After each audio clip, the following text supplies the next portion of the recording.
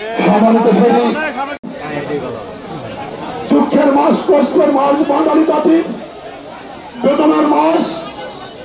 সেই উপলক্ষে আজকে যে আলোচনা সভার সম্মানিত সভাপতি উপস্থিত আছেন গোপালগঞ্জ জেলার পাঁচ থানা এবং জেলার আওয়ামী লীগ এবং সহযোগী সংগঠনের নেতৃবৃন্দ,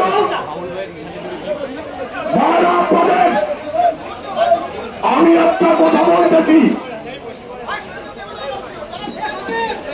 আপনারা গোপালগঞ্জবাসী আজ 15ই আগস্ট বাঙালি জাতির দুঃখের মাস, বেদনার মাস, কষ্টের মাস।